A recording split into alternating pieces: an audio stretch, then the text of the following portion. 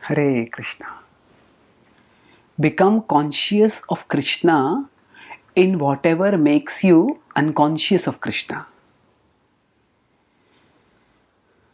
Krishna consciousness means to be conscious of Krishna in whatever we do. But we all find that there are certain temptations, that we have certain weaknesses which take our thoughts radically away from Krishna. And our thoughts get consumed in images and fantasies of worldly enjoyment.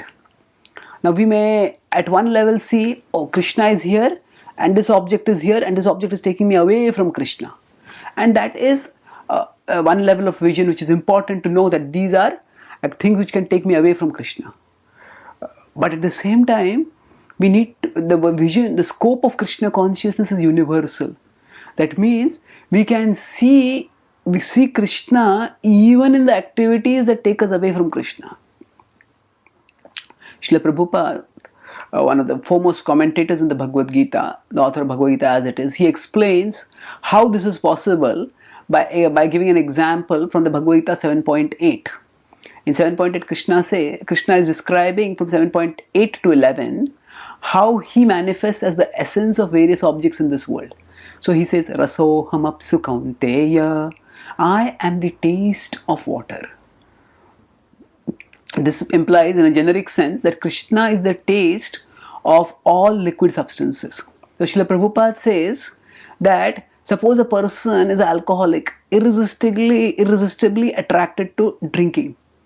And that person wants to become Krishna conscious but is unable to give up drinking alcohol. So if such a person thinks that the taste of wine is Krishna, then Prabhupada writes that one day by thinking like of Krishna in this way, even this alcoholic will become a great devotee of Krishna. Now we know that drinking alcohol involves breaking off one of the regulative principles. It takes us away from Krishna. Then how can such contemplation take one towards Krishna? It is because there is the understanding that one is remembering Krishna in that activity. So if one starts thinking that, oh, let me drink alcohol, that is a problem. But if one starts thinking, why does this alcohol attract me so much? Where does this attractiveness come from? The principle Krishna talks in 10th chapter 41st verse when he says, Yad yad vibhuti mat sattvam shrimadurjitam eva va tattadeva vagachatvam mamatejomsha sambhava. So he says, know that all opulent, beautiful and glorious creations spring from but a spark of my splendor. That means everything attractive in this world gets its attractiveness from Krishna. So even alcohol, how is it able to attract people? It attracts because it manifests a spark of Krishna's attractiveness. Krishna pervades all of existence and his attractiveness can manifest in Sattva Guna, in Rajo Guna, in Tamo Guna. Everywhere. Now, when the manifestation is in Tamo Guna, then if we become attracted to that manifestation of Krishna, then we will stay in Tamo Guna. We may go deeper into Tamo Guna.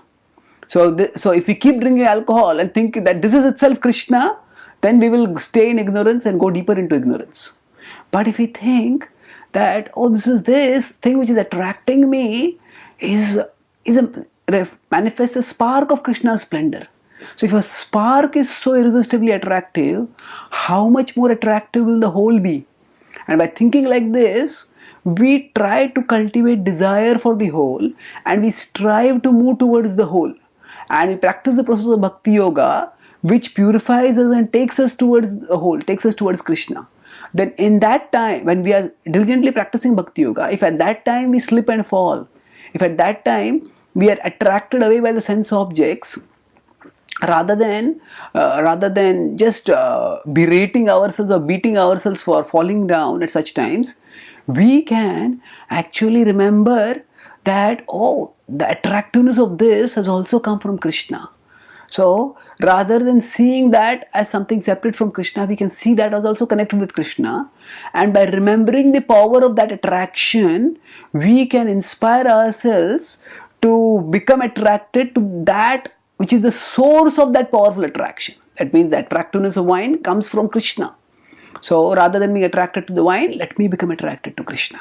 By thinking like this, thus by becoming conscious of Krishna in the things that make us normally unconscious of Krishna.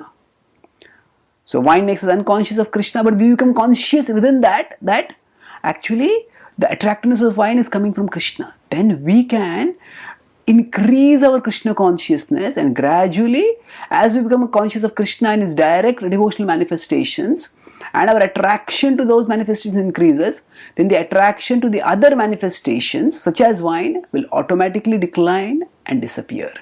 Thank you. Hare Krishna.